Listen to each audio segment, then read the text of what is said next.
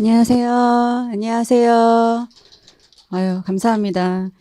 자, 저는 관세법 담당하고 있는 임예진입니다. 여러분 드디어 이제 모의고사 시즌이 왔어요. 우리가 좀 이 모의고사는 장기 레이스예요. 그냥 뭐 2달 하고 끝나는 그런 강의가 아니기 때문에 이 장기 레이스를 운영을 잘 하셔야, 또 여러분들이 스스로 운영을 하셔야 되는 그런 강의이기 때문에 운영을 잘 하셔야 좋은 결과가 있으실 거예요. 그래서 좀 도움이 될까 하고 제가 좀 몇 가지 말씀을 드리도록 하겠습니다. 자, 일단 우리 출제 유형, 저는 이제 관세법만 말씀을 드리는 거예요. 관세법 출제 유형은 사실 요즘에는 단답형 문제가 많이 나오고 있어요. 근데 단답형으로만 나오지는 않잖아요. 여러분 기출문제 우리 기출실록에서 보셔서 아시겠지만 서술형 문제도 있습니다. 그래서 서술형 문제와 단답형 문제가 주로 이루어질 거예요. 하지만 서술형 문제가 더 많을 수밖에 없어요. 그 안에 단답형이 들어가 있는 그런 유형의 문제들.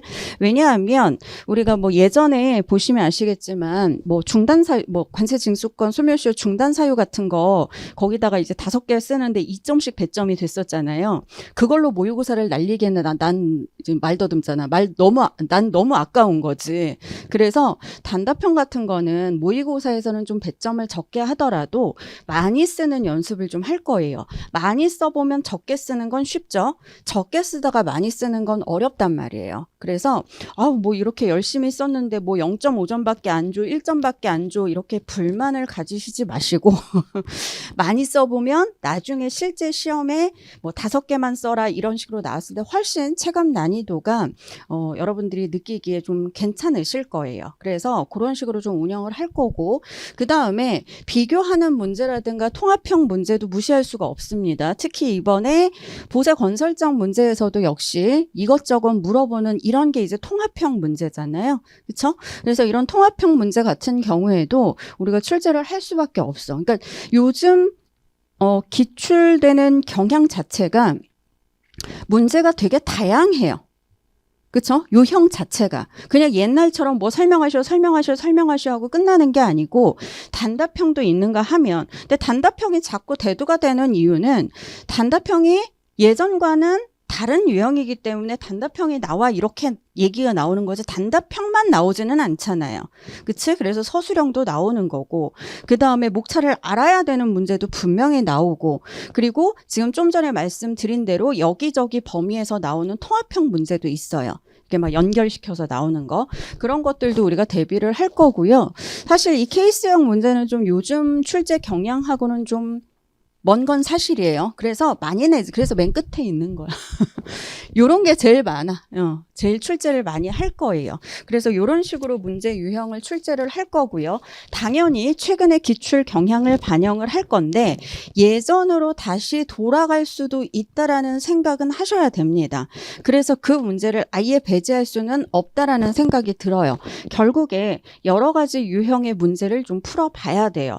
우리가 20점 문제 2개, 30점 문제 2개 이렇게 이제 출제 방식이 바뀌었죠. 그렇다 하더라도 그 안에서 봤더니 뭐 10점 문제 2개로 20점이 이루어지고 이런 식으로 되어 있잖아요. 근데 이것도 역시 변동이 될 가능성이 큽니다. 변동이 될 가능성이 있어요. 또 크다는 말을 하면 또 변동된다 이렇게 또 와전이 되니까 무역실무 같은 경우에도 12점 8점짜리 문제가 출제가 됐잖아요. 그러니까 이런 식으로 좀 배점이 다양한 문제들을 접해 볼 거예요. 뭐 15점짜리 문제도 보실 거고 18점짜리 문제도 보실 거고 5점짜리 문제도 보실 거고, 그러니까 그 문제 안에서 물음 1, 2, 3 이런 식으로 나눠진다라는 거지. 그래서 배점은 여러 가지 좀 접해 보는 그런 것들을 좀 하셨으면 좋겠어요. 그래서 그렇게 출제를 할 거고요. 그 다음에 우리가 2달 동안 8분의 1 범위를 할 건데 이 8분의 1 범위가 정말 중요합니다. 이때 실력이 엄청나게 업그레이드가 돼야 돼요. 여러분 8분의 1 범위를 진도를 이제 공부를 일주일 동안 준비를 하시면 보통 하루는 모의고사를 보고 6일 동안 이제 준비를 하시게 될 텐데, 이걸 준비를 하시다 보면 어떤 분은 되게 벅차하시고 8분의 1 범위를 그러면서 이제 4분의 1 범위 가면 2분의 1 범위 가면 어떡하지 이 걱정이 되고, 어떤 분은 8분의 1 범위가 막 남아도는 분들도 계세요. 근데 이거는 물론 개인 차예요. 개인 차고 좀 공부 성향에 따라서도 달라요. 어떤 분은 그냥 한번 쭉 읽고 다 했어 이래도 이런 긍정적인 성격을 가지신 분들도 계시고 어떤 분은 정말 꼼꼼하게 보시는 분들도 계시고 단 어떤 성향을 가지셨던 간에 이 8분의 1 범위는 무조건 보셔야 됩니다. 그 주에. 이거를 못 따라가시면 나중에는 점점 힘들어져요. 이제 정신적인 스트레스가 오기 시작한단 말이에요. 그러니까 이 8분의 1 범위에서 진도를 쫓아가는 게 굉장히 중요합니다. 그리고 가끔 이 8분의 1 범위를 하면서 뭔가를 더 하려고 하시는 분들도 계세요. 나는 8분의 1 범위가 여유 있다. 그럼 더 하셔도 되지만 8분의 1 범위도 쫓기는데 뭔가를 더 하려고 하는 건 이건 욕심이라고 생각이 들어요. 그러니까 모의고사 들어가면 다 각자마다 이 공부에 대한 능력치가 달라져 있어요. 다 똑같은 기본 이론 상태가 아니라는 거지. 제로 베이스가. 어떤 친구는 90을 채워놨고 어떤 친구는 30밖에 못 채워놨고 그러니까 나의 역량에 따라서 이 모의고사를 활용을 하셔야 됩니다. 아시겠죠? 1등을 해야만 붙는 시험이 아니잖아요. 100점을 요구하는 시험이 아니에요. 그러니까 거기에 맞게 나의 모의고사를 이제 경험을 하면서 나의 그 위치를 만들어 가셔야 되는 겁니다. 그래서 8분의 1 범위 때는 사실 굉장히 꼼꼼하게 보셔야 돼요. 그래서 기본적인 문제 위주로 출제를 할 겁니다. 그러다 보면 자신감도 뿜뿜해요. 왜? 그냥 뻔한 거 물어보거든. 뻔한 거. 정말 기본적인 거. 내가 다 준비했던 거 물어보거든요. 근데 그런 걸 하는 이유가 여러분 안 써보잖아. 집에서 혼자 써보시는 분 계세요? 써보시는 분? 정말 없는 거예요. 자, 그게 쉽지가 않아요. 집에서 혼자 진짜 써본다는 건 정말 독한 거지. 그래서 실제로 와서 이제 사람들하고 같이 이렇게 써보고 그런 것들을 하는 게 모의고사인데 이 기본적인 문제들에 대해서 쓰다 보면 좀 자신감이 생길 거예요. 근데 문제가 뭐냐면요, 여러분. 그래서 8분의 1 범위는 좀 분위기가 좋아요. 쓰면 공부하면 공부한 대로 성적이 나오고 점수가 나오고 그러니까 분위기가 되게 좋아. 근데 이 4분의 1 범위 가잖아요. 이때부터 상담이 늘어나기 시작해요. 쌤, 저 좀 만나주세요. 굉장히 무섭게 화가 많이 나서 다크서클을 이렇게 내려온 상태로 영혼이 없는 눈으로 저 좀 만나주세요. 이러면 나도 무서워. 자, 어쨌든 그런 식으로 그때 되면 요 4분의 1 범위 때 되면 상담을 되게 많이 해요. 왜? 그 이유가 뭘까? 이게 유지가 안 되는 거예요. 왜? 일단 첫 번째 원인, 범위가 넓어졌어요. 범위가 많아졌으니까 부담감이 더 커지고 거기다가 문제가 또 뭐냐 하면 이제 어려운 문제들이 나오기 시작합니다. 언제까지 기본 문제만 할 수는 없잖아. 그걸로 기본기를 다졌으면 우리 응용 문제라든가 지역적인 문제들도 이제 다루기 시작을 해야 돼요. 그래서 이제 이때 문제도 어려워지고 범위도 많아지고 하니까 점수는 막 처음에 관세법 막 70점 맞고 막 그랬었는데 갑자기 점수가 막 50점 되고 막 이러니까 겁나는 거지. 그러면서 이제 모의고사를 회피하려고 해요. 그때 도망을 제일 많이 가요. 가기만 해봐. 다 잡으러 갈 거예요. 도망가면 안 돼. 점수 제가 말했어요. 이때 점수 떨어질 거예요. 4분의 1 범위 가면. 그냥 자연스럽게 받아들이세요. 점수 떨어져도. 단 나의 실력이 떨어지는 거는 자연스럽게 받아들이시면 안 됩니다. 실력은 갖추시되 문제가 좀 어려워져서 점수도 좀 짜게 나가고 그런 경향이 이제 4분의 1 범위부터 생기기 시작한다라는 거지.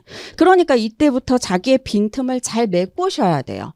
8분의 1이 나의 100% 실력이 아니라는 사실이 4분의 1에서 드러난다라는 거지. 이때부터 내가 뭐가 구멍이 나 있고 어떤 부분이 문제인지 드러나기 시작할 겁니다. 아시겠죠? 그걸 메꾸는 시간이 4분의 1 범위가 되는 거예요. 아시겠죠? 자, 그렇게 해서 문제를 출제하고 2분의 1 범위 때는 웬만한 문제 다 낼 거야. 전범위 때도 마찬가지고 통합 문제도 여기서부터 나오기 시작할 겁니다. 물론 범위에 맞아서 4분의 1 범위의 통합 문제가 나올 수 있는 범위라면 그렇게 내겠지만 사실 범위에서 벗어나면 여러분 되게 당황하잖아요. 지금 벌칙을 11장을 볼 차례가 아닌데 11장에 대한 문제가 나오면 되게 당황스럽단 말이야. 그래서 그런 거는 2분의 1 범위하고 전범위 때 할 거예요. 이 전범위가 지금 빠졌는데 전범위 때 이제 통합 문제까지 우리가 대비를 하게 될 겁니다. 그러니 당연히 이때도 점수가 마음대로 내 원하는 대로 안 나오겠죠. 솔직히 말씀드리면 8분의 1 범위가 제일 점수가 높아요. 그리고 점점 점수 자체는 떨어지는 거예요. 아시겠죠? 그래서 항상 여기에 대해서 뭐 점수가 떨어진다고 신경질을 내거나 막 짜증을 내거나 그게 아니라 내 위치를 잘 파악을 하셔야 돼요. 점수는 떨어졌는데 등수는 그대로야. 그러면 에브리바디 다 떨어진 거야. 그치? 점수가 떨어졌는데 등수는 올랐어. 그러면 내 친구는 더 떨어진 거야. 그쵸? 그런 식으로 생각을 하시고, 준비를 좀 해주셨으면 좋겠습니다. 그 다음, 그래서 이런 식으로 출제되는 거를 이제 관세법에서 설명을 드린 거고, 결국에 우리가 해내야 되는 건 전범위예요. 그치? 결국에 시험장 들어가면 전범위를 보게 될 거라고. 그러니까 막판까지, 전범위를 하는 요 막판까지, 2분의 1 범위와 전범위, 거의 2분의 1 범위도 뭐 전범위나 마찬가지지. 막판까지, 여러분 다 진도표, 모의고사 범위표 보셨잖아요. 환특법은 거의 매주 이제 우리가 나갈 거예요. 그러니까 막판까지, 전범위 하는 막판까지 꼭 힘을 내셔야 돼. 좀 잔소리를 좀 할게요. 제가 수업 시간에 모의고사에 대해서 가끔씩 툭툭 꼰대 잔소리를 좀 하긴 하는데 이제 마지막 잔소리를 여기서 하고 저는 물러가려고 합니다. 모의고사를 하시는 분들을 보면 안타까울 때가 좀 많아요. 그게 뭐냐 하면 모의고사를 잘못 활용하시는 경우들이 종종 있기 때문이에요. 그래서 제가 추천하는 모의고사 활용법, 일단 범위는 좀 전에도 말씀드린 것처럼 착실하게 준비하셨으면 좋겠어요. 특히 8분의 1 범위. 요걸 못하면 이제 정말 힘들어지거든요. 그래서 범위는 착실하게 준비하시고요. 지금 이 내가 이 수업도 아닌데 이 펜을 꺼내네. 자, 이 두 번째 부분이 난 제일 중요하다고 생각이 들어요. 이게 내가 실력이 업그레이드가 될 수 있냐, 못 되냐의 차이야. 이걸 하시는 분하고 안 하시는 분하고. 자, 안 하시는 분 먼저. 모의고사 써서 냈어요. 내가 쓴 답안지 첨삭해서 와요. 봐요. 젠장. 버려요. 끝. 그러면요, 여러분 문제가 뭐야? 만약에 20점짜리예요. 20점짜리 문제에서 내가 10점을 받았어. 그 채로 버렸으면 더 이상 안 보면 그냥 그건 10점짜리 답안이 되는 겁니다. 근데 여러분 20점짜리를 내가 10점을 받았지만 거기에 대해서 틀린 부분을 스스로 첨삭해 보는 거. 내가 쓴 답안지가 있고 우리가 강사들이 드린 답안이 또 있잖아요. 그걸 비교하면서 내가 왜 이 5점짜리 목차에서 2점밖에 못 받았는지를 분석을 스스로 하셔야 돼요. 그걸 한 분하고 안 한 분은 실력 차이가 엄청나게 납니다. 그래서 내가 이 부분에 왜 2점밖에 못 받았나? 왜 10점짜리 질문인데 5점밖에 못 받았나? 나는 이렇게 많이 썼는데 왜 점수를 안 줬나? 그런 것들을 스스로 반성을 해보셔야 돼요. 그리고 또 하셔야 되는 게 뭐야? 반성만 하면 이거는 뭐 반성문도 아니고 반성만 하면 뭐해? 해봐야지 자기 손으로. 본인 손으로 고치셔야 돼요. 저는요, 또 나 때는 이런 얘기 하면 안 되는데, 저도 공부를 했었으니까, 저는 어떻게 했냐면, 제 답안지 썼잖아요. 그러면 그걸 받고 나면, 여러분이 뭐 복사본 이런 거 받으시죠? 제출하고 나면? 받으시나요? 스캔본인가 뭐 하여튼 그런 거 있을 거야. 어쨌든 자기가 쓴 답안지를 이제 틀린 부분, 내가 못 쓴 거 5개 써야 되는데 두 번째, 세 번째를 못 썼다. 그럼 못 쓴 부분, 그런 거를 내 손으로 다 일일이 다 첨삭을 했어요. 그걸 언제 했냐 하면 모의고사 본 그날 했어. 그날 하는 게 제일 이게 효과가 크다 그래야 되나? 그날 당장. 왜냐하면 그때 못 쓴 거 내가 알거든. 막 답답했거든. 그걸 그날 저녁 때 다 정리를 하는 거예요. 사실 모의고사 본 날, 저녁 때 뭐 해요? 술이나 처마셔요? 막 신경질이 나가지고, 그 마음은 이해하지만요. 이것도 그래. 휴식을 하시는 건 좋아요. 근데 답안지, 요거 틀린 부분 스스로 이제 고쳐보고 스스로 서술해 보는 거는 또 많이 틀렸으면 그것도 굉장히 많은 시간을 요하겠지만 그렇게 오래 걸리지 않을 거라고 생각이 들어요. 그날 끝내버렸으면 해요. 저는 추천드리는 게. 만약에 난 그날 꼭 쉬어야겠다. 나는 그날 꼭 여친이랑 안 만나면 여친이 난리가 난다. 그래서 그날 꼭 나는 뭐 할 수 있는 저녁 때는 뭐 아무것도 못한다. 그럼 그 다음날 아침이라도 오전이라도 이거부터 시작하시라는 거야. 모의고사 끝나고 나면.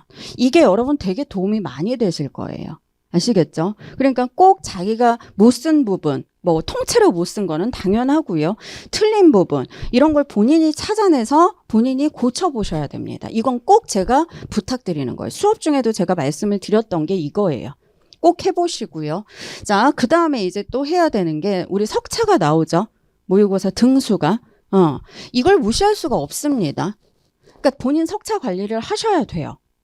우리 90명을 뽑는데 우리 학원에서도 90등 안에 못 들면 이거는 사실 문제가 있는 거잖아요. 그러니까 되게 불안한, 물론 그게 뭐 그렇게 해서 합격 점수를 내는 건 아니야. 실제 시험 때 가서 더 점수가 잘 나올 수 있지만 얼마나 불안하겠어요. 그치? 그러니까 자기 석차 관리를 좀 하셨으면 좋겠어요. 내가 왜 지금 120등이 나왔는지, 150등이 나왔는지, 180등이 나왔는지, 200등 밖으로 슬프다. 밀려났는지, 이런 것들을 잘 반성을 하셔야 됩니다. 항상 매주 나의 문제점이 뭔지를 찾아내셨으면 좋겠어요. 그 다음에 이것도 무시할 수가 없는 거지. 이거. 과목별로 점수 균형을 좀 이루셔야 돼요. 아무래도 이게 사람인지라 모의고사를 하다 보면요. 내가 좋아하는 과목이 있고 아니다. 이건 아니다. 그냥 내가 싫어하는 과목이 생겨. 내가 만약에 관세평가가 싫다. 관세법 얘기는 안 해. 관세평가가 싫다. 그러면 자꾸 얘를 등한시하는 사람의 습성이 있어요. 나는 관세법이 재밌어. 그럼 걔만 자꾸 공부하려고 해. 왜? 걔는 공부하면 점수가 나오거든. 그러니까 사람의 이 성향 자체가 되게 간사한지라 이게 내가 좋아하는 것만 하려는 건 이거는 뭐 본능이잖아. 그치? 그러니까 그거를 좀 잘 균형을 이루셔야 돼요. 내가 아무리 HS가 싫어도 공부하셔야 됩니다. 왜? 꽈락 때문이에요. 제가 말씀드리는 건. 내가 관세법이 좋아서 관세법에 80점 받으면 무슨 소용이야. HS가 39점 나오면 아무 소용이 없는 걸. 그치? 그럼 아무 소용이 없어. 나머지 세 과목 아무리 잘해도. 이걸 꼭 조심하셔야 됩니다. 매년 나와요. 다른 과목 다 잘 봤는데 한 과목 꽈락 나는 경우. 그러니까 이 꽈락이 안 나도록 점수 균형 유지하는 게 굉장히 중요해요. 여기서 꽈락 없이 다 만들어 놓은 상태에서 전략 과목을 만드셔야 된다라는 거지. 내가 좋아하는 과목. 나는 HS가 좋다. 그럼 걔는 전략 과목으로 점수를 높이는 애가 되고 나머지 애들은 꽈락이 안 나도록 하셔야 된다라는 거예요. 아시겠죠? 싫어하는 과목이라 하더라도. 그래서 이건 꼭 조심해 주시고 그 다음에 또 말씀드리고 싶은 게 이겁니다. 가끔 보면 모의고사를 하다가 중간에 몰래 이러고 나가는 친구들이 있어. 시간이 한 20분 남았는데 물어보면 마지막 문제를 모르는 문제가 나왔대. 그럼 여러분 실제 시험 때도 나가실 거예요. 포기각서 쓰고? 아니잖아. 그치? 여러분 모르는 문제도 끝까지 써보세요. 이게 되게 앞뒤가 안 맞는 그 얘기인 것 같지만 솔직히 말씀드릴게요. 우리가 관세법의 상식이 생겼고 HS의 상식이 생겼고 모든 과목들의 기본 개념과 상식은 다 갖고 있어. 외웠느냐 안 외웠느냐의 차이예요. 아는데 못 쓰는 거잖아 지금. 모르는 문제라는 게. 그쵸? 아예 처음 보는 애가 아니잖아요. 그렇다면 내가 지금 제대로 외우지 않은 상태에서 들었던 어설프게 들었던 거, 강사님한테 어설프게 들었던 내용들, 내가 어설프게나마 한 3회독 했을 때 봤던 내용들을 쥐어짜야 돼. 그래서 얼마나 쓸 수 있는지 보셔야 돼요. 그리고 얘를 더 외워야겠지. 다른 부분 1회독 할 때 얘는 못 썼으니까 3회독을 하셔야겠죠. 그렇죠? 그래서 모르는 문제도 내가 나왔을 때 대처하는 연습을 하셔야 된다라는 거예요. 실제 시험에서는 쓸 거니까. 이거는 꼭 당부를 드릴게요. 웃긴 답안도 상관없어요. 웃긴 답안도. 예전에 뭐 양탄자료 이런 거 나왔을 때 모르니까 양탄자는 깔면 포근해요. 뭐 여러 가지 뭐 호랑이 무늬부터 표본 무늬 뭐 이런 무늬도 있어요. 뭐 이런 그런 거 물론 점수는 안 나가겠지만 그래 그런 웃긴 답안도 한번 서술을 해보라는 거야. 그리고 자기 반성이 들어가야겠지. 아시겠죠? 그래서 모르는 문제도 끝까지 연습을 하시고요. 그 다음에 우리 시험에서는 이걸 꼭 하셔야 됩니다. 시간 조절하는 거. 어이구. 아니야, 나 이상한 소리, 이것 때문에 소리 난 거지. 뭐 이상한 소리 아니에요. 오해하지 마세요. 자, 이 소리가 난 거야. 자, 그런 사람 아니야. 자, 어쨌든 시간 조절하는 연습을 하셔야 돼요. 우리가 80분이라는 시간 안에 100점짜리 답안을 써야 됩니다. 그러니까 100점을 받아오세요가 아니라 100점 분량의 답안을 써야 돼.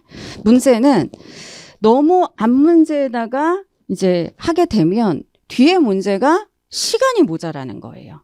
그래서 제가 가끔 이런 얘기를 합니다. 30점 문제 2개 나오고 20점 문제가 2개가 나왔어요. 뭐 예를 들어서 1번에 30점 문제가 나왔고 2번에 20점 문제가 나왔고 3번에 20점 문제가 나왔고 4번에 30점 문제가 나왔어. 그러면 문제 순서대로 쓸 필요 없다라고 써있죠? 답안 맨 앞에. 내가 제일 잘 쓰는 것부터 쓰세요. 내가 제일 잘 쓰는 거. 난 2번을 완벽하게 준비했어. 그럼 얘부터 쓰는 거야. 그 다음 자신 있는 게 얘야. 얘 쓰고. 그 다음 자신 있는 게 얘야. 얘 쓰고. 얘가 제일 자신 없어. 얘가 맨 끝에 가야 돼. 왜냐하면 시간이 없더라도 얘는 시간이 많아도 높은 점수 못 받잖아. 자신 없는 애니까. 그러니까 그걸 조절을 하셔야 돼요. 그게 바로 시간 조절하는 연습이야. 그리고 얘가 지금 제일 자신 있었죠. 이번 문제가. 여기에 너무 많은 걸 토해내지 말라는 거야. 자신 있다라는 거는요. 여러분 잘 쓰고 많이 쓰고가 아니라 시간 내로 제대로 쓰는 걸 자신 있다라고 얘기를 하는 거예요. 우리가 이 30점 문제에 몇 분이 투자가 돼야 되고 20점 문제에 몇 분이 투자가 돼야 되는지 알잖아요. 그래서 항상 모의고사를 보면서 이 20점 문제를 정해진 시간 안에 끊어내는 연습을 하셔야 돼요. 알겠죠? 근데 그게 처음에는 잘 안 될 거예요. 그럼 일단 끊어봐. 요거를 시간 되면 끊으세요. 그리고 그 다음 문제 가시고 다음 문제 가시고 다음 문제 가셔서 일단 모든 문제를 다 쓰도록 하셔야 돼요. 그래서 내가 시간이 지금 조절이 안 돼서 지금 처음이다 보니까 8분의 1 처음이다 보니까 조절이 안 돼서 못 쓴 부분 있죠. 알지만 못 쓴 부분. 그런 걸 집에 가서 써보면서 몇 분이 걸리는지 체크를 해야 돼.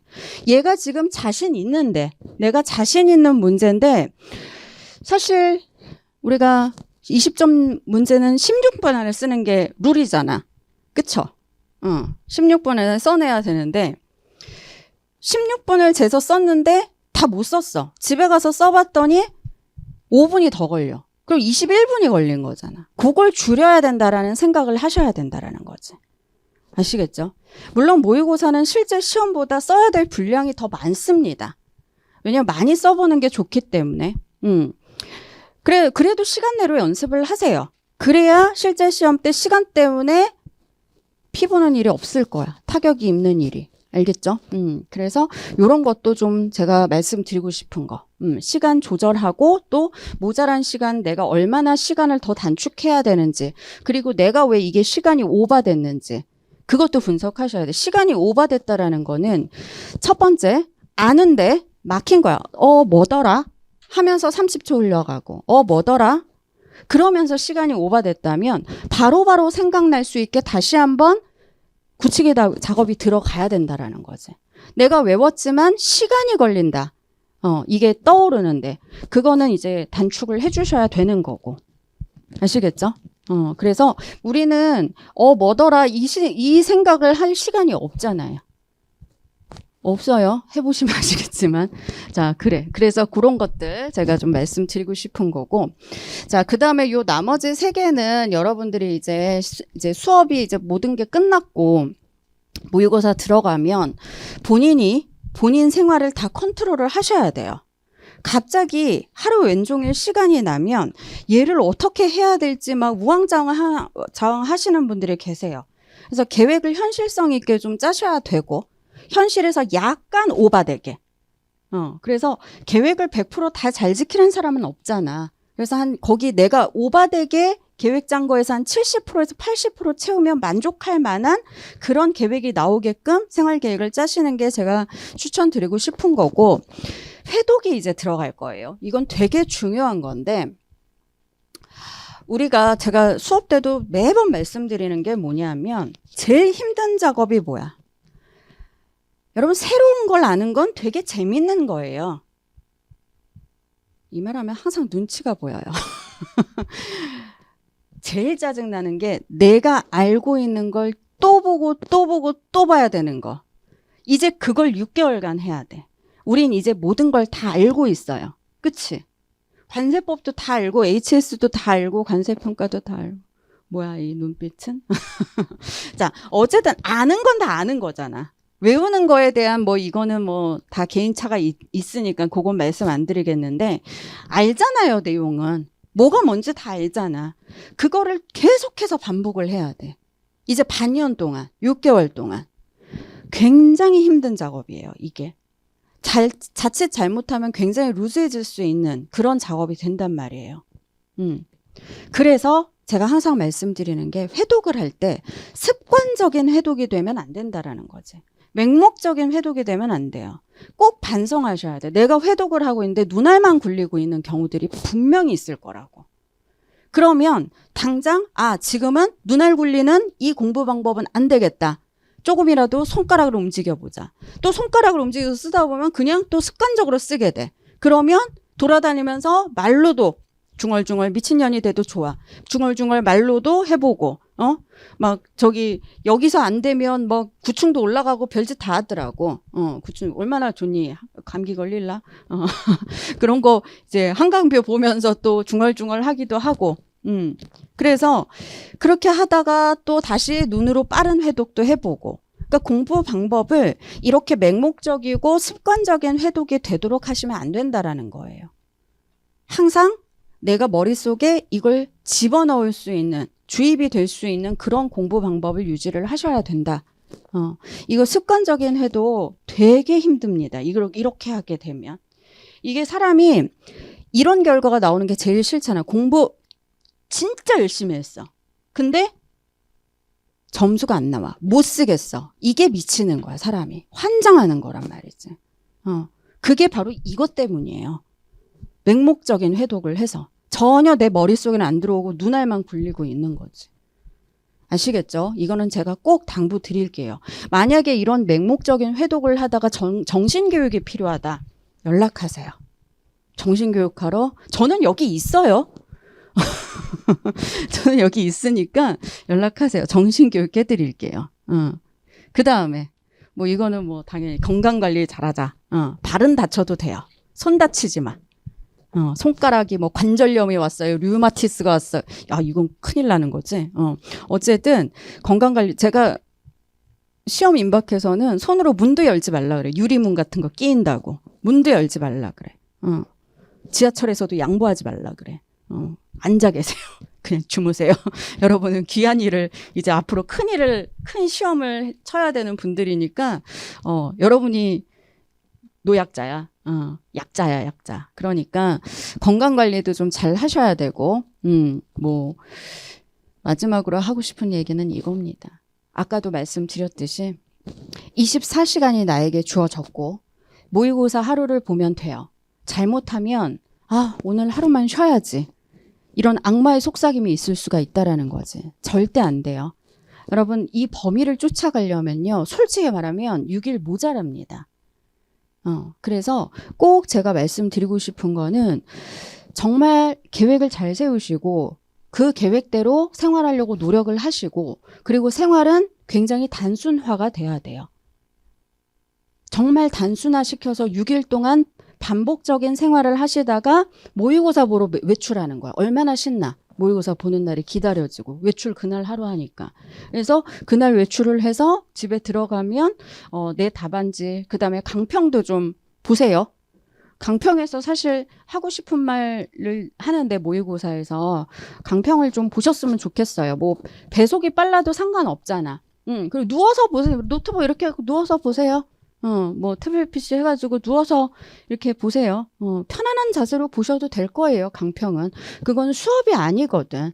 이 모의고사에 대해서 이 문제에서 여러분이 좀 더 조심하셔야 되는 것들이 무엇인지, 그리고 배점이 어떻게 되는지, 어떤 애들을 써야 좀 많은 점수를 가져갈 수 있는지. 왜냐면 그대로 못 쓰잖아, 우리가. 쓰는 게 너무 힘들잖아. 그대로 컨트롤 CV 하는 게. 그러니까 여기서는 이런 부분을 써야 여러분들이 3점 중에 2점이라도 가져갈 수 있어요. 이런 설명을 드리는 게 강평이니까, 강평에서 뭐 수업을 하는 게 아니니까 뭐 정자세로 앉아서 공부하고 이건 아니야. 괜찮아요. 누워서 보셔도 돼요. 전혀 기분 나쁘지 않아요. 배속 빨리 해서 보셔도 돼요. 천천히 얘기할게요. 강평 촬영은 나 혼자 하는 거라 외롭게 말이 자꾸 빨라지는데, 강평에서. 어쨌든 그것도 좀 참고를 해주셨으면 좋겠어요. 그래서 모의고사 본날 강평 보는 것도 하시고, 배속으로 빨리 하면 금방 보실 겁니다. 그래서 네 과목 정리하시고 내 답안지 요거 꼭 하시고, 그러면 아마 모의고사 한 날은 그냥 뻗으실 거예요. 그리고 손목 관리나 뭐 이런 거 관리 잘 하셔야 된다는 건 뭐 당연히 알고 계시죠? 그래요. 힘드실 거예요. 시험 전까지 모의고사를 계속 하셔야 되는 게 힘드실 텐데, 그래도 끝까지 빠지지 말고 일주일에 한 번씩 친구들 보러 외출한다. 나와 같은 업계에 있는 친구들 보러 외출한다라고 생각하시고 긍정적인 마인드로 끝까지 시험 때까지 하셨으면 좋겠습니다. 언제든지 질문이나 아까 말씀드린 대로 4분의 1 범위에서 너무 당황스럽다든가 뭐 이런 식으로 되면 언제든지 콜하세요. 아시겠죠? 도움을 드리도록 하겠습니다. 자, 저는 여기까지 설명 마치도록 하고 질문할 거 있으시면 언제든지 하세요. 그래. 이제 관세율표 최재원 관세자님 설명 드리도록 하겠습니다.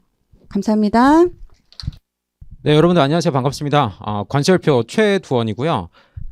예진쌤이 워낙 좋은 말 많이 해주셔가지고 저는 조금 더 좋은 말을 아주 짧게 그렇게 얘기를 할게요. 지금 보면 일단 우리 과목에서 이 모의고사를 어떻게 좀 활용할 거냐, 그거를 좀 우리가 알아볼 텐데, 일단 기본적으로 자 1차, 그 다음에 2차 이렇게 이제 두 개를 나눠보면 1차 같은 경우에는 어떤 느낌인 거냐면 만약에 이걸 수학으로 나타내면 이거예요. 이걸 뭐라고 불러요? 1차 방정식이라고 부르죠. 그래서 예를 들면 자, 지금 이 X축을 시간이라고 할게요. 시간. 그러면 여기 Y축이 점수예요. 점수. 그러면 어떻게 그려져요? 이렇게 리니어하게 그래프가 그려진단 말이에요. 1차는. 뭔 소리냐면 시간을 때려 부으면 점수가 어때요? 올라요. 물론 이 기울기가 가파르면 그러면 점수는 더 금방 오를 것이고, 자 반면에 이 기울기가 좀 느슨하면 점수는 좀 시간이 걸릴 거예요. 근데 어쨌거나 시간을 때려 부으면 점수는 올라요. 그렇죠? 자, 그런데 뭐 A가 마이너스다 이러면 이제 얘기가 너무 슬퍼지는 거고, A가 0보다 크다라고 한다면 여러분들이 시간을 때려 부으면 점수는 오르는 구조예요. 그러니 해볼만 했었어요. 1차는. 그러니까 덜 고통스러워. 왜냐면 내가 시간을 때려 부으면 점수가 올라가는 게 보이니까. 근데 2차는 이제 게임이 좀 달라져요. 2차는. 그래서 관세율표도 그렇고 다른 과목도 마찬가지인데 2차 같은 경우에는 자 똑같이 자 시간, 그 다음에 점수. 자 이제 조금 괴로운 상황들이 생깁니다. 뭐냐면 여러분들께서 시간을 조금 들여도 점수가 한동안 정체기를 보일 거예요. 정체기를. 그러다가 지금 점수가 뛰어요. 자, 이 시간을 넘어가면 또 점수가 이렇게 떠요. 그러다가 또 정체기가 찾아올 겁니다. 정체기가. 자, 그러다가 또 시간이 걸린 다음에 그 다음에 또 점수가 뛸 거예요. 그러니까 마치 계단식 영농처럼 이런 그래프를 보일 거라고요. 그러니까 왜 그러냐면 왜 우리 그 라면 끓여 먹을 때 물 끓이죠. 물 끓일 때 한 80도, 한 85도 이때까지는 우리 눈에 보이는 가시적인 변화가 있어요, 없어요? 없어요. 근데 85도를 넘어가면서 이제 슬슬 뽀글뽀글 기포가 생겨요. 그다음에 100도를 딱 찍으면 어떻게 돼요?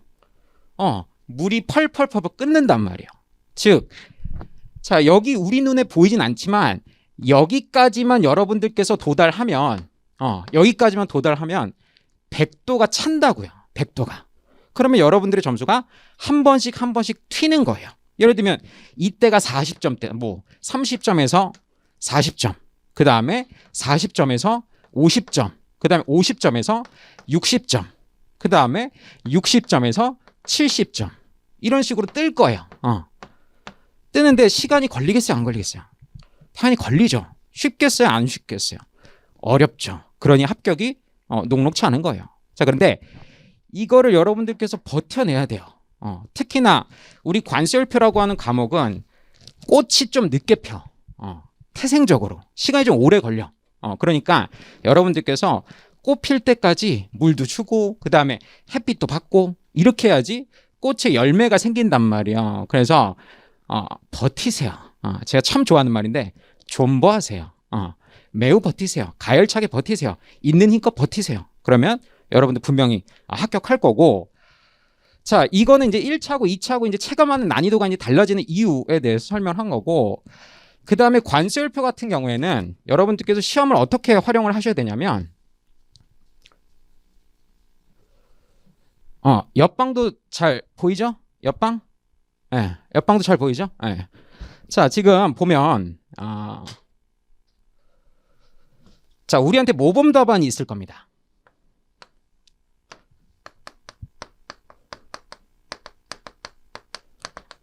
자, 그 다음에 내가 작성한 내 답안이 있을 거예요. 자, 두 개를 비교합니다. 비교를 해요. 그러면 내가 안 쓴 부분들이 눈에 띌 거 아니에요. 내 답안엔 없는데 여기엔 있어. 그게 우리가 해결해야 될 숙제인 거잖아요. 모의고사 보는 이유라고요. 자, 그러면 자, 내가 안 썼는데 여기 있네. 체크해요. 여기 또 있네. 처음엔 뭐 엄청 많겠죠. 처음엔 막 있을 거 아니에요. 그렇죠? 자, 그러면 체크를 해둡니다. 체크를 해두고 그 다음에 내가 안 쓴 부분들이 어디서 나온 거지? 분석을 합니다. 분석을. 첫 번째, 통칙에서 나왔다. 자, 그 다음에 분화,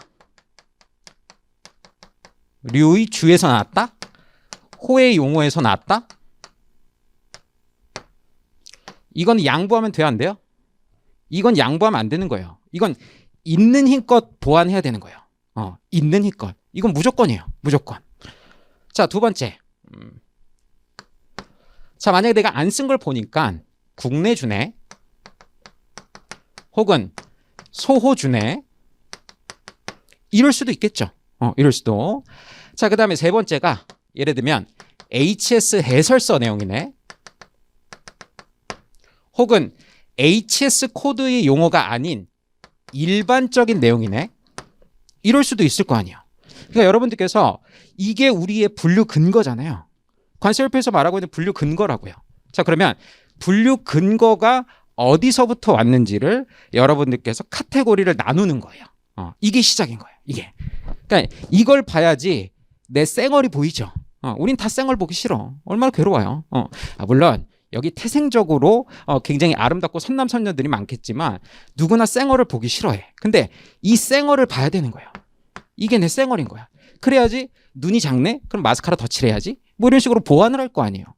자, 그래서 이거는 양보할 수가 없는 것인데 문제는 뭐냐면 우리가 항상 이것 때문에 고민해. 이걸 봐야 되나 말아야 되나?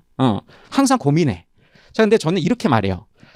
자, 이거는 양보가 없지만 내가 이것부터 일단 정복하고 그 다음에 얘네 둘을 내가 적어도 모의고사에 나오는 것 정도는 커버해야지 라고 생각해야 돼요. 왜냐면 우리 관세율표 같은 경우에는 썰 푸는 게 구조적으로 가능해요, 불가능해요? 썰이 어딨어. 우린 썰이 없어. 이건 무실이 아니라고.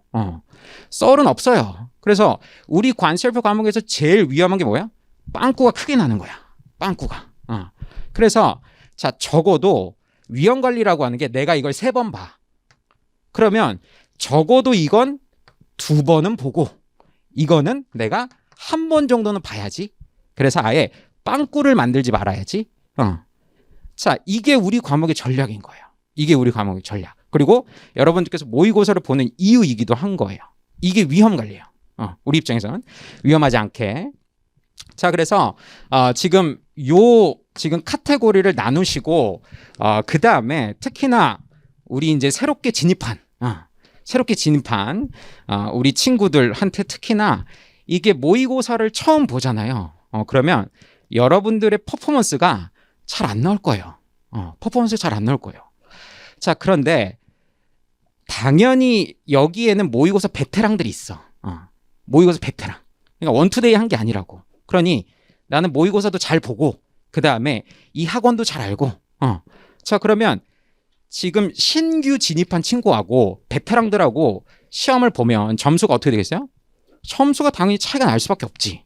자, 그런데 제가 이제 신규 진입한 친구들한테 부탁하는 거 뭐냐면 좌절하지 말라는 거예요.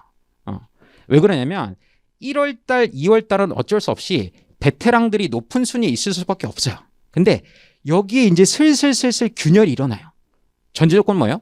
내가 존버하면 신규 진입자인 나한테도 기회가 온단 말이에요. 물론 베테랑들은 본인들의 좋은 컨디션들을 잘 유지하라는 거예요.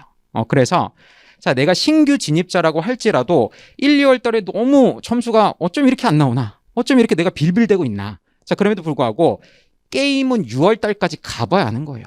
6월 달까지. 자, 그래서 여기 중에서 이제 동차생들도 있고 아니면 뭐 유예생들도 있는데 전반적으로 이제 점수의 오르락 내리락을 한번 분석을 해보면 여기서 특히나 이제 동차하는 분들은 올해 3월 달인가? 올해 3월 달이 시험이죠. 3월 달. 그러면 그분들 같은 경우에는 1월 달, 2월 달에 모의고사 보고 3월 달에 빠지고 그 다음에 3월 달에 다시 진입할 거잖아요. 그러니 내가 지금 신규 모의고사 진입자라고 한다면 내가 1, 2월 달은 조금 양보할 수 있어.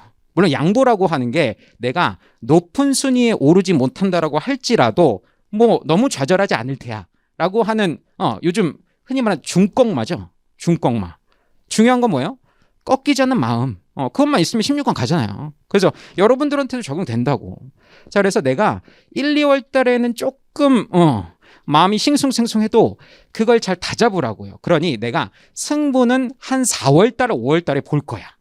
라고 여러분들께서 마음 먹으세요. 그러니까 점수도 중요한데 사실 저도 경험을 해본 바로는 등수가 좀 더 중요해. 등수가. 내가 등수를 어느 정도 일정 레인지 안에서 계속 유지를 하면 그게 나한테 오히려 동기부여가 된다고요. 자, 근데 우리 학원이 좋은 게 뭐예요? 많아. 지금 봐봐. 꽉 찼어. 옆방도 뭐 거의 꽉 찼어. 자, 그래서 내가 모의고사 1등이야. 우리 학원 1등이야. 너네 몇 명 봤어? 30명. 그럼 그 1등이 대표성이 있어요, 없어요? 대표성이 없단 말이에요. 근데 여기서 상위권 랭크 안에 들어가면 그건 대표성이 있다고. 대표성. 그러니 머릿수가 많은 건 너무 중요한 거예요. 아주 기본적이지만. 그래서 여러분들께서 특히나 이제 신규 진입자 같은 경우에는 초반에 좌절을 받아들이고 그 다음에 내가 4월달, 5월달에 내가 승부를 보겠어. 그렇게 마음먹으시면 한결 편합니다. 자, 그리고 조금 요 자료 설명하고 저는 이제 마무리를 짓도록 할 텐데, 자, 여기 보면 아까 이게 왜 중요한지를 제가 한번 봤어요. 진짜 왜 중요한가? 자, 이게 뭐냐면 2022년에서부터 2013년, 그러니까 최근 10년치 그걸 내가 기출문제를 봤어. 자, 보니까 제가 그룹군을 지금 나눴어요. 어디 갔지? 그룹군을 나눴어요. 그러니까 A 같은 경우에는 우리가 양보하면 안 되는 거고, 그 다음에 요거는 B인데 B하고 C 이런 식으로 이제 그룹군을 저렇게 나눴잖아요. 자, 그러면 얘네들이 도대체 어느 정도의 중요도로 중요한지를 우리가 체크해야 될 거 아니에요. 그러니까 이런 게 전략인 거예요. 그냥 대놓고 열심히 하면 상처만 받을 가능성이 높으니까 어디에 더 힘을 줘야 될지를 여러분들께서 결정하는 게 이게 지혜로운 공부 방법이에요. 누가 열심히 안 하나? 여러분들 중에서 열심히 안 하는 사람이 누가 있나? 다 열심히 한단 말이에요. 근데 머리를 써야지, 머리를. 자, 그래서 머리를 제가 써봤어요. 자, 보니까 A 그룹군 관련해가지고 2022년에서부터 2013년이면 총점이 몇 점이야? 1000점일 거 아니야. 1000점. 100점짜리 10번 봤으니까. 자, 그 1000점 중에서 이 A 파트에 지금 100점 낸 게 70%예요. 70%. 그러면 압도적으로 중요한 거예요. 그죠? 압도적으로. 자, 그런데 지금 다양한 유형들이 있죠. 그러니까 A가 들어간 것들만 다 한번 챙겨보자고. A, 여기 A, AC, 그 다음에 AB. 이거 합치면 대략 한 80%. 80%. 그렇죠? 80% 정도예요. 여기 70%, 17%, 1%. 뭐 대략 한 80% 넘어가죠. 한 80% 정도 되겠네요. 80%. 자, 그런데 제가 아까 B하고 C를 아예 놔버리면 곤란하다라고 했죠. 그 근거가 여기 있어요. 왜 그러냐면, 자, B가 들어간 것만 한번 볼까요? C가 들어간 거, 요게 C예요. 요게 B, 요게 B, 요게 C. 이렇게 된단 말이에요. 자, 그럼 C가 들어간 데만 또 보면 이것도 어쨌든 C 걸쳐 있으니까 이게 한 17%, 요게 한 3%, 요게 한 0%니까 한 대략 한 20% 정도는 HS 해설서에서 최근 10년 동안 낸단 말이에요. 아예 안 내지 않아요. 그러니 적어도 제가 뭐라고 말씀드렸어요? 여기서 심화 과정 뭐 들은 사람은 다행인데 내가 그 과정을 좀 못 들었다면 적어도 모의고사에서 출제된 것 정도는 커버를 해야 되는 이유가 여기 있는 거예요. 나오니까. 안 나오면 내가 여러분들 괴롭힐 이유가 없어. 자, 그런데 지금 나온단 말이에요. 나오니까 요 정도는 내가 각오를 해야 되겠다. 라는 것이고, 그 다음에 B 파트도 마찬가지예요. 자, B 파트도 지금 보면 여기 한 뭐 7%, 그 다음에 여기 한 1%, 그 다음에 뭐 여기 0.2% 합치면 이것도 은근 한 10% 되는 거예요. 근데 사실 국내주라고 해봤자 몇 개 안 되잖아요. 그러니까 이거는 내가 떠안고 가는 거고, 소호주는 워낙 양이 많으니까 우리가 조금 선별해서 적어도 모의고사에 나온 것 정도는 내가 커버하겠어. 그러니까 이게 전략인 거예요. 이게 전략. 덮어놓고 우리가 마구잡이로 공부한다라고 합격하진 않아요. 자, 우리가 전략적으로 여러분들께서 관세율표라고 하는 과목에서 어떻게 활용을 해야 되는지 그거를 좀 한번 살펴봤고, 자, 또 그 다음에 앞에 잠깐 넘어가서 요거 보고 마무리합시다. 여러분들의 그 지쳐버린 눈빛과 동공을 잃어버린 그 마음을 보니까 내가 더 시간을 끈다라고 해서 우리가 더 좋은 모습을 보일 것 같지 않아서, 자, 지금 여기 보면 이것도 뭐예요? 어디에서 나오는지를 제가 정리한 거예요. 최근 10년. 어디에서. 자, 지금 보니까 이것도 최근 10년치 1000점을 기준으로 해가지고 16부에서 157점을 내가지고 15%예요. 15%. 뭐 16부야 뭐 항상 중요하고. 자, 그 다음에 6부는 사실 조금 올해 빨이 커요. 올해 그 6부 관련된 문제 많이 나왔잖아요. 그래서 올해 빨이 좀 큰데, 그래서 어쨌거나 지금 한 12.9%? 그 다음에 11부, 15부 통치 쫙 이렇게 내려가는 거예요. 그러면 여러분들께서 지혜롭게 공부한다는 게 뭐예요? 예를 들면 여러분들한테 100시간이 있어요. 100시간. 100시간이 있으면 내가 여기에 대략 한 15시간, 여기에 대략 한 12시간. 이렇게 시간을 힘 줘야 될 때 주고 힘 조금 뺄 때 빼고 이래야지 장기 레이스가 가능하단 말이에요. 그래서 이거는 굉장히 이거는 굉장히 중요한 거예요. 이거 정리하는 거 되게 귀찮아요. 매우 귀찮아요. 근데 정리했어요. 왜냐? 여러분들한테 가이드라인을 내가 제대로 해야 될 거 아니에요. 그래서 아까 지금 본 게 어디가 중요하지? 관세율표에서. 그 다음에 두 번째로 본 게 뭐예요? 지금 법적인 관세율표상의 근거에서 우리 시험에서 뭘 중요하게 많이 내지? 이걸 정의한 거예요. 자, 지금 보니까 최근에 안 낸 동네들이 몇 개 있죠. 안 낸 동네들. 자, 보니까 어디가 지금 눈에 안 보여요? 이거 보면 이제 좀 나와야지. 이거 보면 어디가 빠져 있어요? 한번 볼까? 1부 있고 2부 있고 3부 없네. 3부 15류 안 냈네. 자, 그 다음에 또 어디 안 보여? 8부까지 있고 9부 안 보이죠? 9부 44, 45, 46 여기 안 보이죠? 그 다음에 또 안 보이는데 어디예요? 지금 19부 이거 93류죠. 여기서 최근 10년 동안 안 나왔어요. 그리고 나머지는 어쨌거나 지금 빈도수의 차이는 있겠으나 내긴 냈다라는 거예요. 그러니까 이런 거 꼭 얘기해주면 이런 개구쟁이들이 있어. 뭐냐면 올해도 안 나오겠네? 그럴 수도 있지. 그럴 수도. 근데 어쩔 수도 있어요. 뒤통수 맞을 수도 있죠. 그러니까 이쪽 동네를 아예 제끼라고 내가 이걸 알려줬겠어요?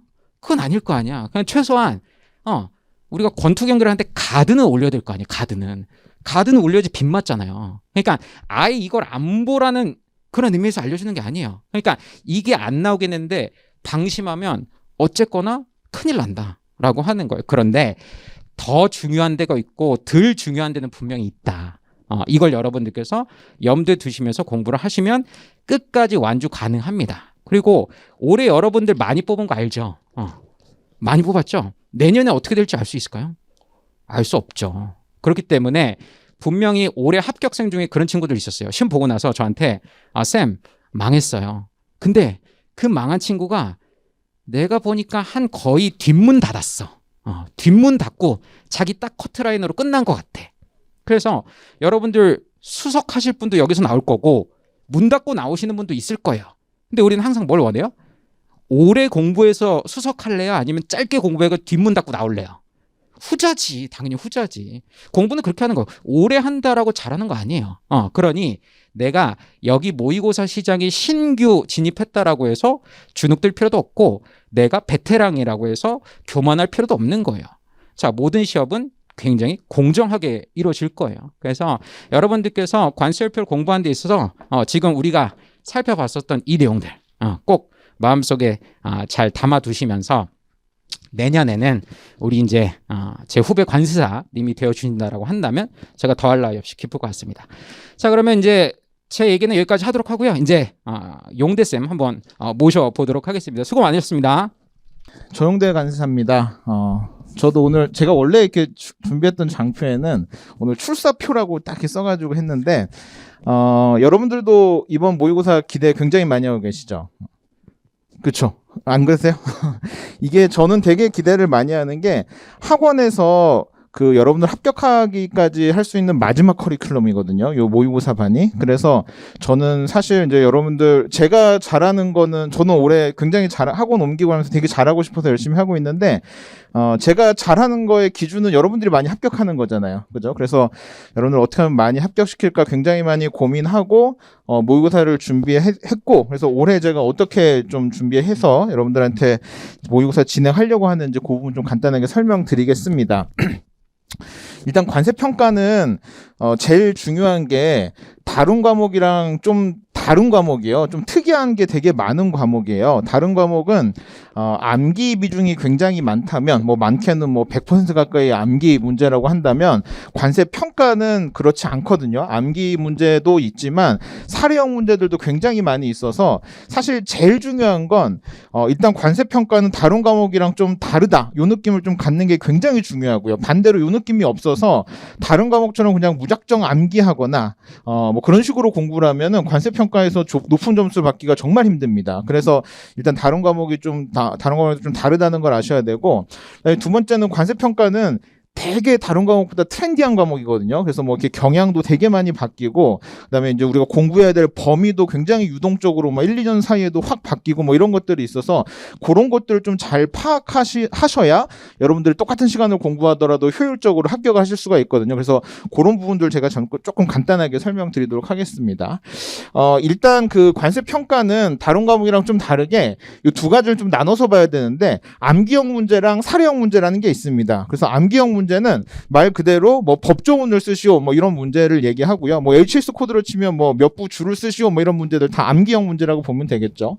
그다음에 사례형 문제는 이런 거죠. 한국에 있는 구매자 A가 누구로부터 미국에 있는 누구로부터 뭘 사왔다. 근데 얼마를 줬다. 이런 문제들이 있죠. 그런 건 이제 사례형 문제인데 관세 평가는 기본적으로 사례형 문제가 전부 다 깔립니다. 그래서 기본적으로는 다 사례형 문제인데 그 사례형 문제에다가 묻는 문제 배점 유형을 좀 나눠서 보면 암기형 비중도 있고 이 사례형 문제의 비중도 있어요. 그래서 지금 이 트렌드를 조금 보시면 2018년도, 19년도에는 88%, 85% 정도로 사례형 문제 비중이 굉장히 높게 나오다가 20년도에 65% 정도로 좀 꺾였고 21년도에는 뭐 조금 특이성이 있어서 좀 이제 사례형 문제보다 암기형 비중이 굉장히 높아졌고 2020년도 그 사이에 이제 배점 변경이 있었는데 그때에도 사실은 이제 이 암기형 비중이 굉장히 높아졌습니다. 그래서 기본적으로 관세 평가가 옛날에는 굉장히 무조건 사례형 문제다 막 이랬었는데 지금 이 뭐 문제 형태 외형상 사례형 문제들이 굉장히 많긴 한데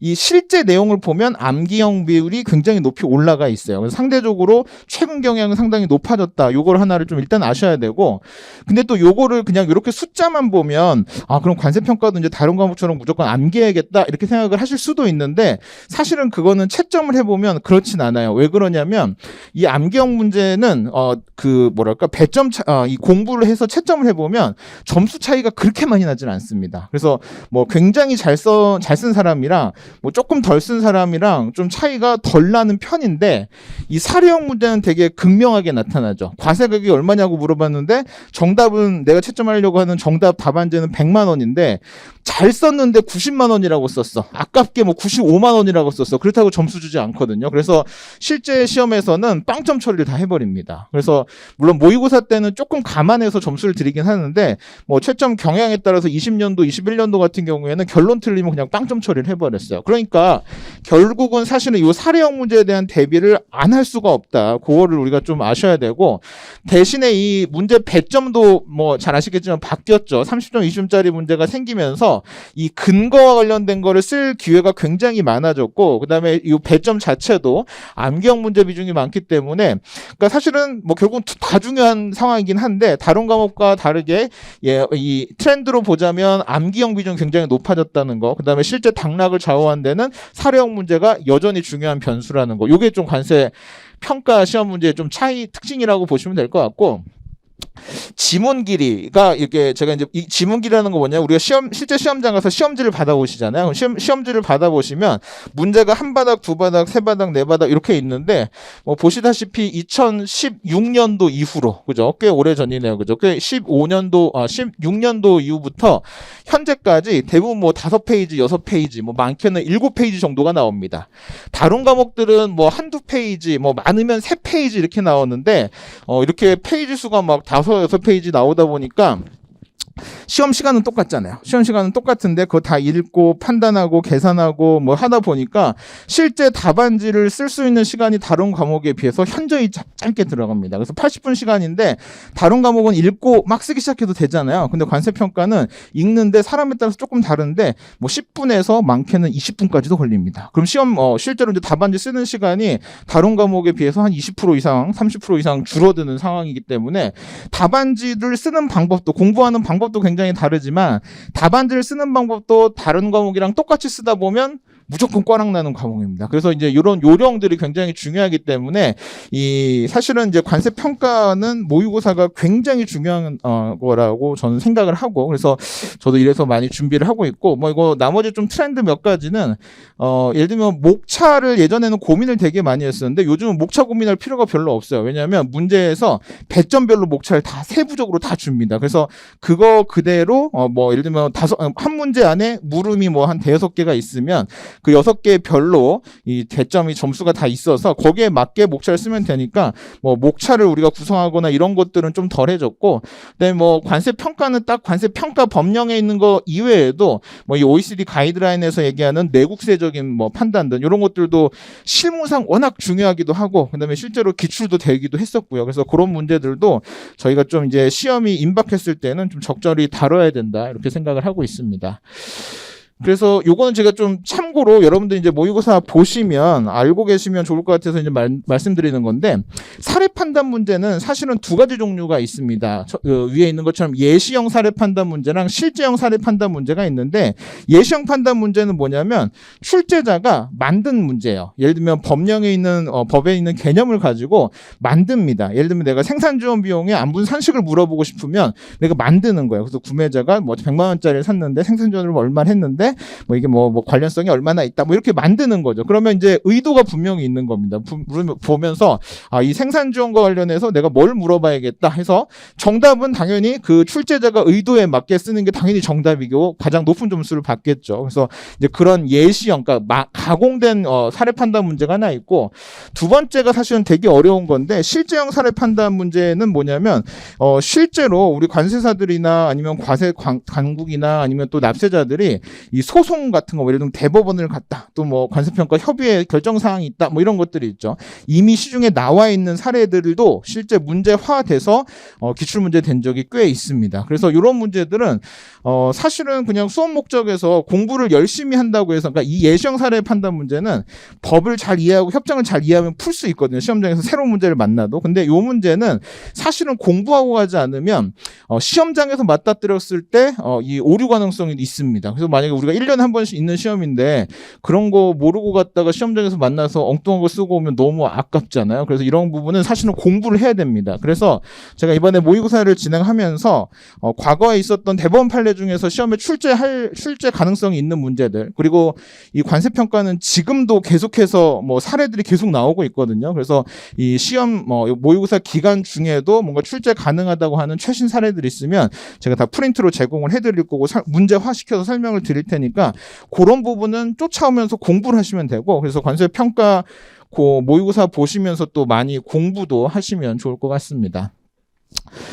그래서 이제 문제랑 답안 첨사 강평 어떻게 해드릴 거냐인데, 일단 문제는 제가 정말 많이 고심하는 부분이고, 제가 사실은, 모의고사, 관세평가 모의고사 문제로 이렇게 좀 뭔가 유명해져가지고 강의도 많이 하고 있는데, 아무튼 뭐, 최신 트렌드 반영해서 이런 배점 같은 것들 잘 반영해서, 여러분들이 합격에 도움이 되는 문제 제가 만들어 드릴 거고, 두 번째로 이제 답안은, 일단은 저는 무조건 실제 여러분들이 답안지에 쓸 수 있을 정도의 분량과 내용으로 저희가 작성을 해드릴 거예요. 그래서 이 모범 답안을 보시면서 답안지에 내가 이렇게 쓰면 되겠다, 이렇게 좀 느낄 수 있도록 해드릴 테니까 그거 보면서 요 작성 방법이나 이런 것들, 왜냐면 아까 말씀드렸지만 관세 평가는 쓸 시간이 절대적으로 부족하기 때문에 무조건 효율적으로 써야 되거든요. 그리고 효율적으로 써야 되고 이렇게 뭔가 잘 쓴 것처럼 보여야 되고, 예를 들면 관세 평가는 그런 문제 되게 많아요. 되게 쉬운 문제인데 근거를 쓰래. 뭐 당연한 건데 예를 들면 실제 금액을 그렇게 보는 게 당연한데 뭘 자꾸 근거를 쓰래, 이런 문제들 많거든요.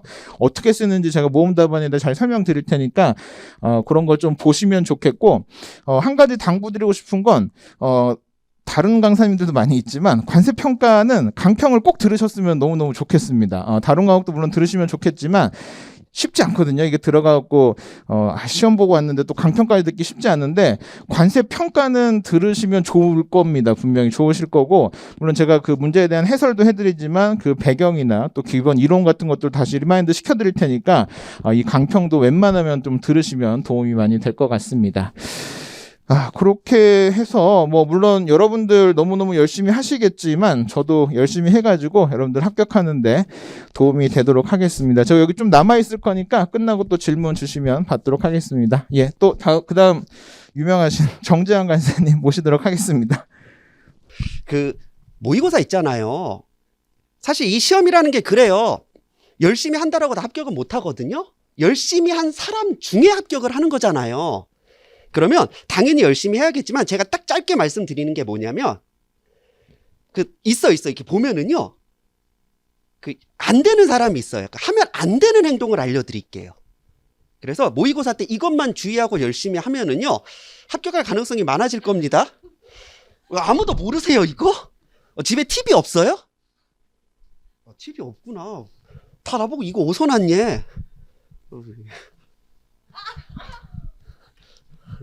자, 그래서 그 모의고사기는 하면 안 되는 거 7개를 알려주니까, 뭐 적혀 있잖아요, 제목부터.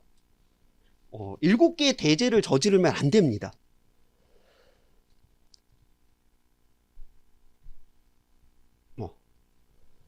이거 눌러야 돼? 아날로그야? 자, 제발 그거 하지 마세요. 와가지고 저 이거 너무 힘든데 제가 이렇게 요약해서 정리를 해도 될까요? 요약해서 정리해도 돼요. 다만 여러분들의 경쟁자는 그렇게 안 할 뿐입니다. 자, 그래서 사실 암기하기 진짜 힘들거든요. 하지만 결국 누가 합격해요? 그걸 집요하게 하나라도 정확하게 암기하려고 시도한 사람이 합격할 수 있습니다. 이제 모의고사 기간이 되면은 야, 모의고사 너무 힘들 것 같은데 야, 그래도 모의고사 때 뭐라도 되어 있어야 되지 않을까라고 해서 스스로 요약 정리를 시작하는데 그게 첫 번째 대죄입니다. 암기에 나태한 사람이 합격할 수는 없어요. 암기를 슬슬 줄여나가는 건 6월쯤 시험 한두 주 앞두고 도저히 안 되겠다 싶을 때 그럴 때 어떻게든 요약을 할 수가 있지만 1월부터 요약을 하면 안 됩니다. 암기에 나태하면은 절대 합격할 수가 없어요. 나를 기준으로 생각하지 말고 나는 이거 암기하기가 너무 힘든데? 여러분들의 경쟁자를 기준으로 생각하셔야 돼요. 결국 암기를 한 사람이 합격합니다. 자, 그리고 교수님의 권위에 도전하지 마세요. 여러분 문제 출제하는 교수님들이요. 석박사에서 학교만 20년 다니고 그 바닥 연구만 20년을 한 사람들이죠. 그 과목만 수십 년을 연구한 교수님들이 그 문제를 내는데 그런 여러분 공부할 때 야, 그래도 내가 관세학 공부하는데 야, 이걸 내가 다 이해하고 넘어가야 되지 않나? 그건 교수님의 권위에 도전하는 거죠. 그리고 여러분들 한 과목만 공부하는 거 아니죠? 한 과목만 1년 내내 해도 그거 교수님들 한 거 못 따라가거든요. 그러니까 이게 뭐냐면 적당히 해서 내가 암기가 안 될 때는 이해가 안 될 때는요. 암기로 빠르게 전환해야 됩니다. 물론 이해를 처음부터 포기하고 암기하는 건 안 되지만요. 도저히 이해가 안 되는데 야, 그럼 이걸 논문이라도 찾아봐서 내가 끝까지 이 부분을 파고 가겠다. 그래서 그 부분에 집착하는 사람 있죠? 대학원을 가세요. 그런 사람들은 대학원이 어울리는 거예요. 자, 그래서 진짜 수험생 중에 특정 부분에 집착하고 기어코 논문까지 찾아보고 조질 거면 혼자 조져야지 이런 사람들이 스터디 모임 조장해가지고 니들이 논문 봤어 해가면서 막 뿌리면서 특히 관세평가에 제발 과세 비과세 그거 하지 마. 토론하지 마. 진짜예요? 그건 뭐예요? 논문을 찾아보면 떨어집니다. 자, 혼자 4분의 범위를 한 죄가 뭘까요? 예전에는요, 요만큼의 범위 내에서 문제를 이만큼을 준 다음에 이만큼 중에 네가 이만큼 써봐라고 해서 내가 정리한 부분을 쓰면 됐거든요. 하지만 요즘 트렌드는 뭐예요? 요거 쓰라고 하죠. 8분의 1 범위를 우습게 보지 마세요. 8분의 1 범위가 있어야 여러분들이 합격할 수 있습니다. 생각을 해보세요. 모의고사가 왜 8분의 1인데요? 조사 파트 하나 가지고 일주일 내내 봐야 돼요. CIS지만 일주일 내내 봐야 되죠.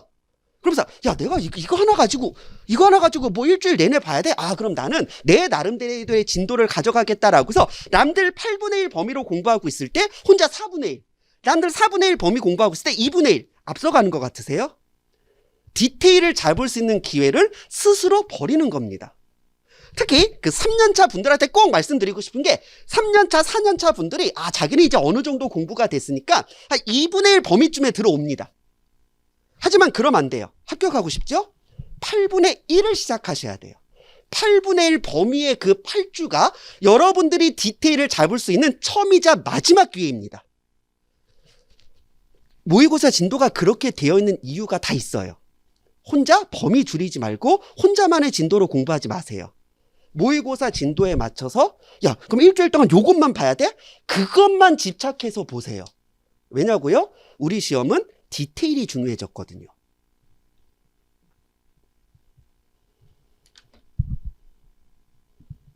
자, 그리고 무슨 잠을 몇 시간 잔 걸 영웅담처럼 얘기해. 사람은 잠을 안 자면 죽어요. 자기는 뭐 하루에 몇 시간씩 자면서 공부하고 있습니다. 내가 그 친구 봤거든요.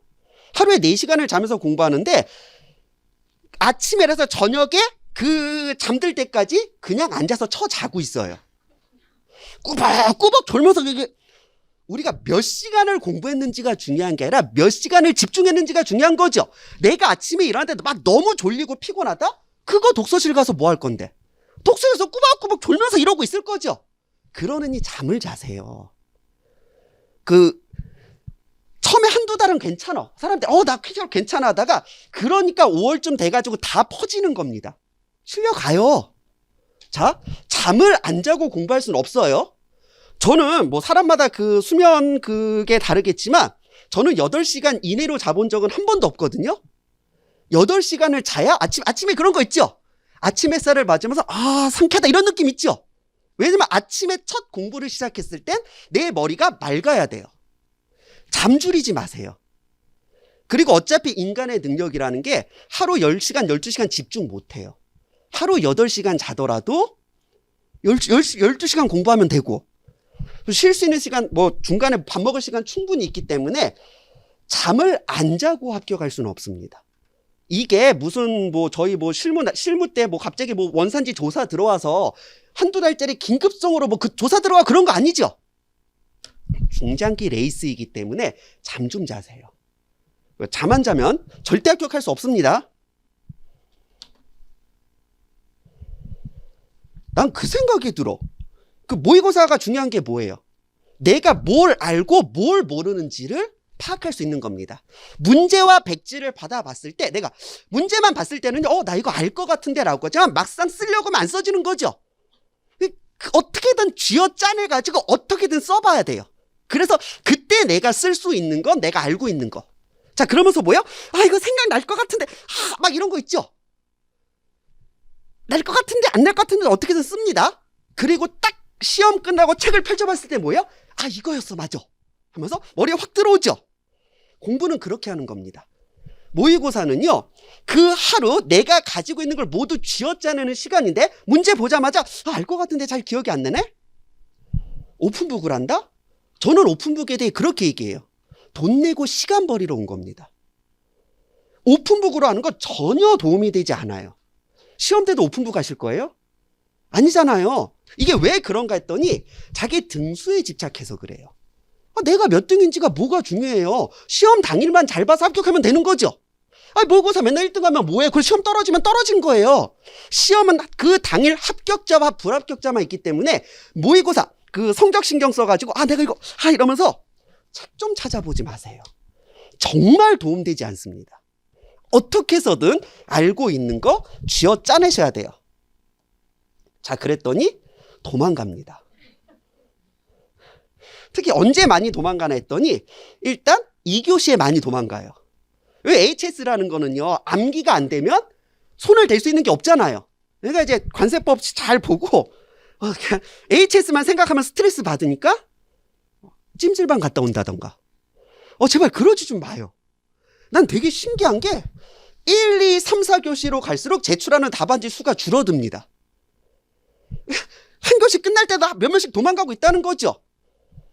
모의고사 도망간 자가 과연 실제 시험에서도 제대로 응할 수 있을까요? 아니요. 모의고사는요, 내가 모르는 것도 대응할 수 있어야 되고 어떻게든 쥐어짜내는 그 시간이어야 되는데 나 어차피 암기 잘 안 됐으니까 이거 어차피 해봤자 스트레스 받을 것 같아. 잠깐 찜질방 갔다 올까? 안 돼요. 합격자들의 대다수가요, 공통점이 있습니다. 어떠한 경우에도 모의고사를 째지 않아요. 컨디션이 좋건 나쁘건 오늘 암기가 됐건 안 됐건 모의고사 시간에 그 자리에는 있어야 됩니다. 자, 그래서 모의고사를 중간중간 쨌던 사람 중에 합격한 사람을 제가 거의 못 봤습니다. 도망가지 마세요.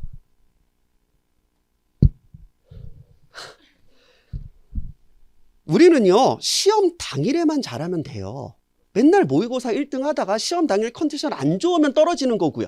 맨날 시험 못 보다가 모의고사 못 보다가 시험 당일에 포텐 터진 거죠. 갑자기 내가 아는 문제만 나와가지고 막 기분이 좋아가지고 잘 써서 합격할 수도 있는 거죠. 그러니까 이번 주 나 몇 등이야 이러면서 술 마시러 가고, 나 이번 주 성적 잘 안 나와서 또 술 마시러 가고. 그러니까 모의고사 성적에 좀 집착하지 마시라는 거예요. 모의고사는 지금 여러분들이 현재 위치를 알려주는 목적이기도 하지만 내가 시험 당일까지 합격할 수 있을 정도로 나의 실력을 끌어주는 그런 과정일 뿐입니다. 내가 오늘 시험 좀 망쳤으면 어때? 시험 망칠 것 같다고 찜질방 갈 거예요? 중간에 찔 거예요? 그리고 성적 오늘 좀 안 나왔다고 우울해할 거예요? 아니에요. 내가 몇 등이 나오던 잘 봤던 못 봤던 복습은 그날 끝내야 되고요. 그리고 예습으로 넘어가야 돼요. 모의고사는 예습입니다. 모의고사 성적이 왜 안 나오는지 아세요? 준비 잘 안 됐죠? 성적 잘 안 나왔죠? 그러니까 뭐예요? 지난주 거 모범 답안보 복습하고 있는 거예요. 일주일 내내 복습하다가 이번 주 거 모의고사 또 예습 못했죠? 또 성적 안 나오죠? 그러니까 또 뭐예요? 또 복습하고 있는 거예요. 그러지 마세요. 사실 8번 있었거든요. 8번 있었는데 제목이 7개의 대제여가지고 여기서 끝난 거예요. 사실 8번 제는 복습을 한 죄입니다. 모의고사는요, 한 주만 앞서가면 돼요. 내가 예습을 끝내서 시험을 보고 그 다음에 어떻게든 쥐어짜내서 쓰라고 했죠. 그럼 내가 뭘 모르고 뭘 아는지 알거든요. 모르는 것만 모범 답안으로 체크하는데 당일날 끝내야 됩니다. 하루면 끝납니다. 그리고 바로 그 다음 주 모의고사 범위 공부를 해야 돼요. 복습 안 됩니다. 모의고사 때 복습할 생각하지 마시고 예습으로 가셔야 됩니다. 그래서 가장 좋은 건 그게 선순환이잖아요. 어떻게든 예습 먼저 끝내고 적당히 모의고사 성적 나오고 또 다음 주 거 예습해서 또 적당히 좋은 성적 나오고 이렇게 계속 6개월 돌리다가 시험 당일날 합격하면 되는 거죠. 자, 그래서 이거 누가 그랬냐면요. 우리 회사 그 편집자가요.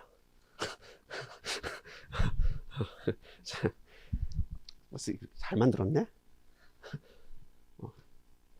뭐 이건 이제 다른 자료지. 자, 그래서 이 7개 제발 하지 말아주세요.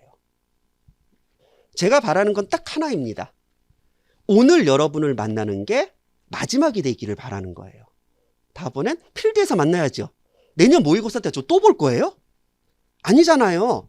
모의고사 설명회에서 보는 건 우리가 마지막입니다, 올해가. 그리고 반드시 합격하셔야 돼요. 자, 그래서 결국 우리 시험은 실력도 실력이지만 멘탈적인 부분이 훨씬 더 중요합니다. 모의고사 때 멘탈 나가가지고 흐름이 쫙 깨져가지고 결국 무너지거든요. 멘탈을 강하게 잡으시고 하나만 생각하세요. 모의고사는 과정일 뿐이다. 중요한 건 내가 이 모의고사에 오늘 하루 충실하는 게 중요한 거예요. 그리고 시험 당일에 시험 잘 보는 것만 생각하시면 될 것 같습니다. 저는 여기까지 하고 하긴 뭐 모의고사 때 또 문제랑 강평으로 뵙겠네요. 그리고 저는 주기적으로 저 상담할 수 있는 일자 그 열어두니까 그 상담 필요하시면 상담 신청하고 저를 만나시면 될 것 같습니다. 고생하셨고 다음에 또 뵐게요. 수고하셨습니다.